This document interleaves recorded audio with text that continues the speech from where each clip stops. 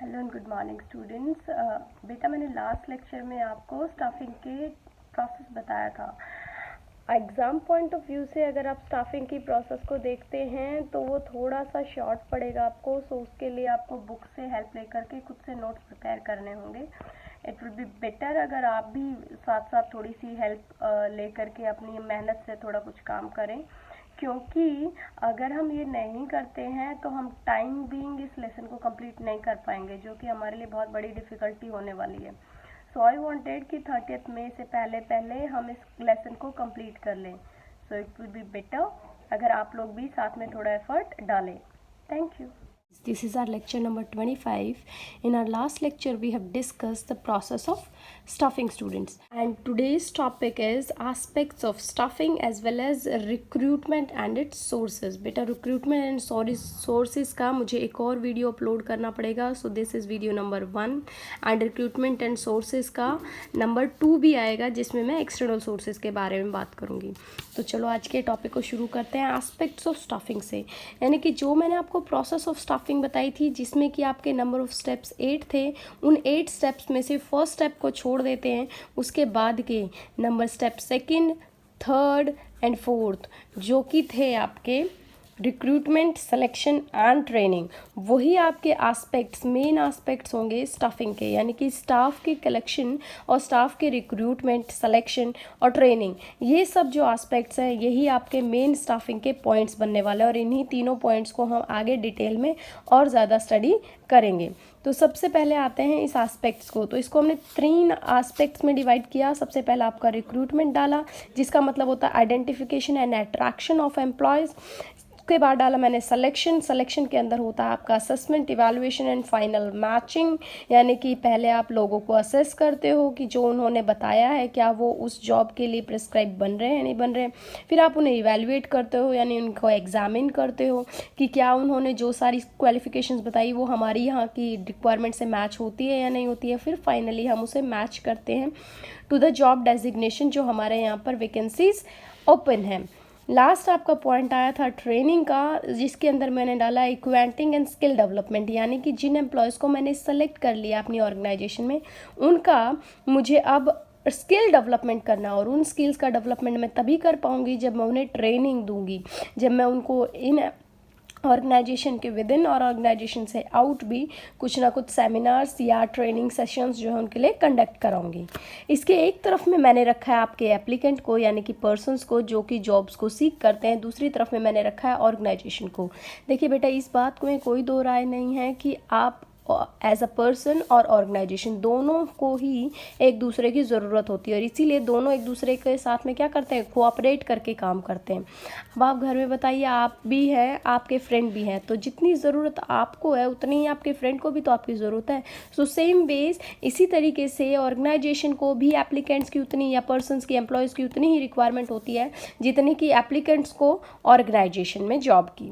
Clear है? तो persons को चाहिए जॉब, जॉब को चाहिए पर्सन. इसी रिलेशन के अकॉर्डिंग फर्स्ट स्टेप आता है रिक्रूटमेंट, जो उसमें कि ऑर्गेनाइजेशन अपने कुछ पॉइंट्स रखती है और पर्सन अपने कुछ पॉइंट रखेंगे. उनकी अपनी कुछ क्वालिफिकेशंस होंगी, ऑर्गेनाइजेशन की अपनी कुछ क्वालिफिकेशंस रिक्वायर्ड होंगी. फिर सेकेंड पॉइंट में सिलेक्शन में पर्सन्स अपने प्रोसेस, अपनी प्रोसीडिंग्स को करके अपना सिलेक्शन रखना चाहेंगे या अपने आप को जॉब में सेलेक्ट होना करवाना चाहेंगे, जबकि ऑर्गेनाइजेशन भी चाहेगी कि वो डिजर्विंग कैंडिडेट्स को ही सेलेक्ट करें. उसके बाद एप्लीकेंट अपने लिए ट्रेनिंग एंड स्किल्स का डेवलपमेंट शो करेंगे, जबकि ऑर्गेनाइजेशन भी उसी चीज़ के ऊपर काम करेगी कि इंडिविजुअल जो एम्प्लॉयज़ को उन्होंने सेलेक्ट किया है उनकी स्किल्स का डेवलपमेंट वो कर सके. इसके बाद आ जाते हैं हमारे आज के मेन टॉपिक के ऊपर, जो कि है recruitment. It is a process of finding possible candidates for a job और अ फंक्शन. यानी किसी एक फंक्शन को करने के लिए, किसी एक जॉब को परफॉर्म करने के लिए हमें लोगों को ढूंढना पड़ता है. यानी फाइंडिंग पॉसिबल कैंडिडेट्स. यहाँ पॉसिबल कैंडिडेट्स का क्या मतलब है? देखिए, पॉसिबल कैंडिडेट्स का मतलब है, अगर मुझे गार्ड की नौकरी के लिए कोई चाहिए तो मुझे क्या चाहिए होगा? 10th पास इंडिविजुअल, राइट, हार्डली 12th. और अगर मुझे मैनेजर की पोस्ट के लिए कोई इंडिविजुअल चाहिए तो मुझे MBA चाहिए होगा, स्किल्ड पर्सन चाहिए होंगे. वही एक चीज़ आ जाती है जो यहाँ पर फाइंडिंग पॉसिबल कैंडिडेट्स. यानी कि जो मेरी डेजिग्नेशन है, जो मेरी रिक्वायरमेंट्स है, उनको फुलफिल करते हुए मुझे रिक्वायरमेंट होगी कैंडिडेट्स की जो कि कंपनी में काम करने के लिए विलिंग हो।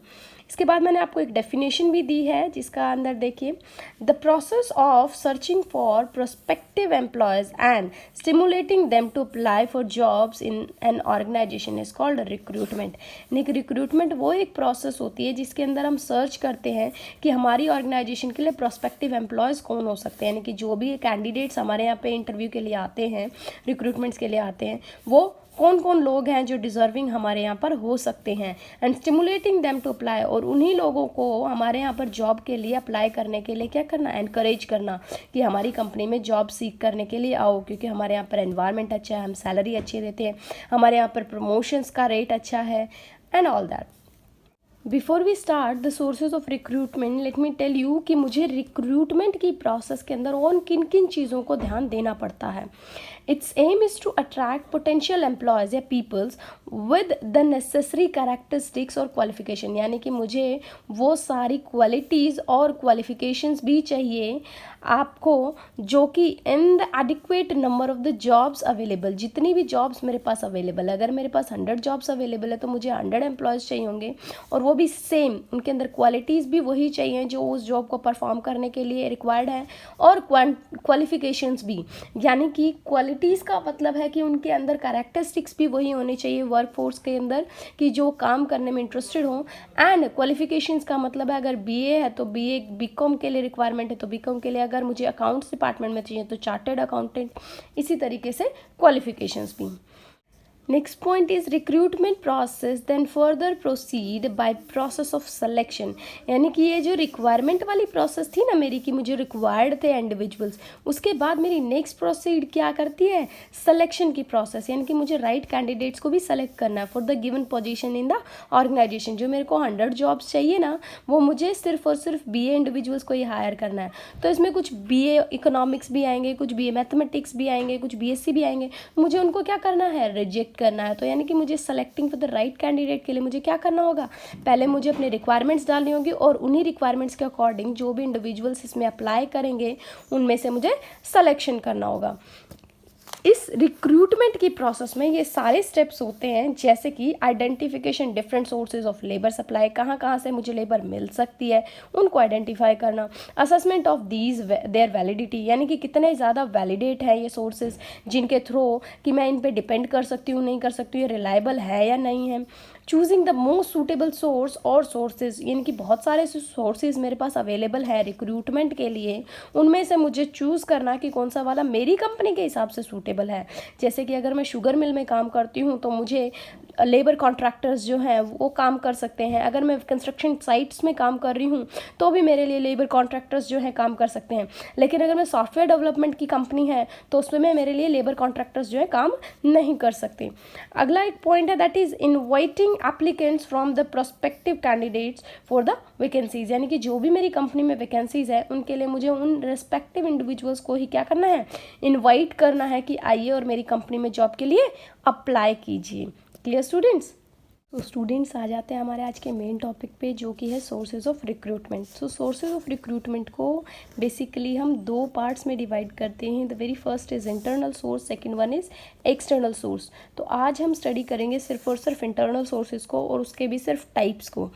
ओके, तो वेरी फर्स्ट इंटरनल सोर्सेज का मतलब क्या होता है? इंटरनल सोर्सेज का मतलब होता है ऑर्गेनाइजेशन के अंदर के सोर्सेज जिसके थ्रू कि हम रिक्रूटमेंट कर सकते हैं। यानी कि बहुत सारे ऐसे तरीके होते हैं जिसमें कि हम रिक्रूटमेंट किसी भी इंडिविजुअल का जो है कंपनी के अंदर से कर लेते हैं। जैसे कंपनी के अंदर से कोई रेफरेंस हो सकता है, कंपनी के अंदर से ही किसी इंडिविजुअल का ट्रांसफ़र करके हम ले सकते हैं, प्रमोशन करके। ओके, पहले वन बाय वन मैं आपको बताती हूँ कि ट्रांसफ़र का मतलब क्या होता है। देखिए, it involves shifting of an employee from one department to another और वन लोकेशन टू अनदर, यानी कि किसी एक एम्प्लॉय का जो ऑर्गेनाइजेशन में पहले से काम कर रहा है किसी एक डेजिग्नेशन के ऊपर, उसे एक डिपार्टमेंट की जगह दूसरे डिपार्टमेंट में शिफ्ट कर देना। यानी कि परचेज डिपार्टमेंट का अगर इंडिविजुअल है तो उसे सेल्स डिपार्टमेंट में डाल देना, या फिर परचेज डिपार्टमेंट के इंडिविजुअल्स को मैन्युफैक्चरिंग डिपार्टमेंट में डाल देना। ये सब जो चीज़ें होंगी वो आपके ट्रांसफ़र में आती हैं। इस ट्रांसफ़र की जो कैरेक्टरिस्टिक्स हैं दैट इज़ कि इसके अंदर कोई चेंज नहीं होता, ना तो जॉब की रिस्पॉन्सिबिलिटीज़ चेंज होती है, ना स्टेटस चेंज होता है, और ना ही आपकी सैलरी में ही थोड़ा कुछ थोड़ा बहुत फ़र्क हो तो हो, अदरवाइज सैलरी में भी कोई चेंज नहीं देखने मिलता है। क्लियर। इसके बाद आता है एक second type of internal source, that is promotion. Organisation basically इस प्रैक्टिस को यानी प्रमोशन के प्रैक्टिस को तब यूज़ करती है जब उन्हें अपनी हायर जॉब के लिए अपनी फिलिंग रखनी हो, यानी उनकी कंपनी में जो हायर जॉब्स है that can be with manager, deputy managers और अदर पोस्ट, जो ऑर्गेनाइजेशन में टॉप के पोस्ट होती हैं, उनको फिल करने के लिए वो प्रमोशन वाला मेथड ही लेती है। यानी प्रमोशन वाले मेथड को क्यों चूज़ करती हैं? इस मेथड को चूज़ करने के पीछे एक बेसिक रीज़न है, वो ये है कि इन्हें ऐसा लगता है कि कंपनी के जो ओल्ड एम्प्लॉयज़ हैं ना, पुराने जो एम्प्लॉयज़ हैं, उन्हीं को रिटेन करके रखने के लिए, उनको लॉयल बना के रखने के लिए कंपनी के लिए ये बहुत ज़्यादा ज़रूरी है कि वो उन्हें प्रमोशंस दें। एंड ऑल्सो एक्सटर्नल सोर्सेज से भी जब वो किसी को रिक्रूट करते हैं तो वो भी इस बात को कंसिडर करते हैं कि आपने अपनी कंपनी के कितने एम्प्लॉयज़ को प्रमोट किया, कितने एम्प्लॉयज़ को कितने टाइम इंटरवल में आप प्रमोशंस देते हैं, कब कब कितना कितना सैलरी हाइक देते हैं। These all things are also considered by external sources. Promotions के अंदर हम बात कर रहे थे, तो प्रमोशन में होता क्या है, हम प्रमोट कर देते हैं या अपग्रेड कर देते हैं, वर्टिकली आपको शिफ्ट मिलता है आपकी जॉब की डेजिग्नेशन में। जो लोअर लेवल के पोजीशंस को होल्ड कर रहे थे ना एम्प्लॉयज़, उन्हीं को अब एक ऊपर वाली पोजीशन पे जॉब पे काम करने मिलता है, जिसके अंदर की आपकी पावर्स, रिस्पॉन्सिबिलिटी और वो सारी जो चीज़ें हैं, अथॉरिटी, स्टेटस, वो सारी चीज़ें बढ़ जाती हैं। यानी अब आपके पास में रिस्पॉन्सिबिलिटीज़ भी ज़्यादा होंगी, अथॉरिटीज़ भी ज़्यादा होंगी, ऑर्डर्स देने के लिए पावर्स भी ज़्यादा होगा, आपका स्टेटस भी ऑर्गेनाइजेशन में अब बढ़ जाएगा, जो कि ट्रांसफ़र में नहीं था। ट्रांसफ़र में हॉरिजेंटल था, यहाँ पर वर्टिकल है। मैंने आपको स्केलर चेन समझाया था स्टूडेंट्स, जैसे आपका टॉप आता है, फिर टॉप के बाद मिडिल आता है, उसके बाद लोअर आता है, तो यानी कि लोअर वाले को लोअर में ही ट्रांसफ़र करना, उसे कहेंगे हम ट्रांसफ़र। मिडिल, अगर लोअर क्लास से आपने लोअर लेवल एम्प्लॉय से मिडिल लेवल के ऊपर आप एम्प्लॉय को लेके गए हो, उसे हम कहेंगे प्रमोशन। क्लियर है। इसके साथ साथ आपकी जो सैलरी है उसमें भी काफ़ी ज़्यादा इंसेंटिव्स आपको देखने मिलते हैं। एक और थर्ड टाइप आता है स्टूडेंट्स, जो कि इंटरनल सोर्स का ही एक टाइप है, दैट इज़ ले ऑफ। ये बेसिकली इन दोनों पार्ट से नेगेटिव इम्पैक्ट वाला पार्ट है, यानी कि ये रिक्रूटमेंट की प्रोसेस को नेगेटिविटी में लेके जाता है। जब कभी आपको लगता है कि आपका स्टाफ ओवर स्टाफ, आपकी ऑर्गेनाइजेशन जो है वो ओवर स्टाफ्ड है, मैंने आपको बताया था ना कि over staffing and under staffing कहीं ऐसा तो नहीं है। आपको वो कब चेक करना पड़ता है? वर्क फोर्स एनालिसिस में। तो वर्क फोर्स के एनालिसिस में जब आपने चेक किया तो आपको लगा कि आपकी ऑर्गेनाइजेशन ओवर स्टाफ्ड है, यानी जहाँ 100 एम्प्लॉयज़ की रिक्वायरमेंट थी वहाँ आपने 110 एम्प्लॉयज़ को रखा हुआ है। तो आप क्या करेंगे, ये जो 10 एम्प्लॉयज़ हैं इनको कुछ वक्त के लिए आप रिट्राच कर देंगे, और इन्हीं रिट्राच पर्सन को आप टेम्परेरीली रिट्राच करते हैं, यानी कि कुछ वक्त के लिए निकालते हैं।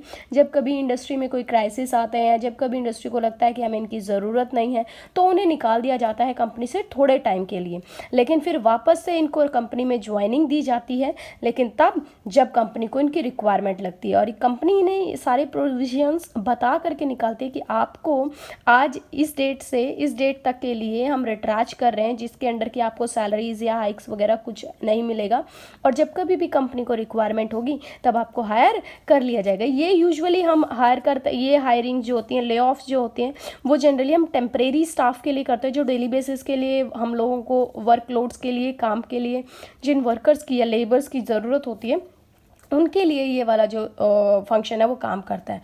ऑल्सो ले ऑफ का फंक्शन हमारी ऑर्गेनाइजेशन में तब भी काम करता है जब हमें कॉस्ट कटिंग करनी होती है, यानी हमारी ऑर्गेनाइजेशन में हमें कॉस्ट बहुत ज़्यादा सफ़र करनी पड़ रही है, तो उस कॉस्ट को कटिंग लेने के लिए या ऑर्गेनाइजेशन को जब लॉस मिल रहा हो तब उस केस में हम ले ऑफ करते हैं। Clear students. आज के टॉपिक में हमने इंटरनल सोर्सेज के टाइप्स को पढ़ा है, कल हम स्टडी करेंगे आपके एक्सटर्नल सोर्सेज को, तो उसके साथ साथ हम इंटरनल सोर्सेज के एडवांटेजेस और disadvantages as well as external sources के एडवांटेज एंड डिसएडवांटेज को भी स्टडी करने का पूरा ट्राई करेंगे। Thank you for watching the video students.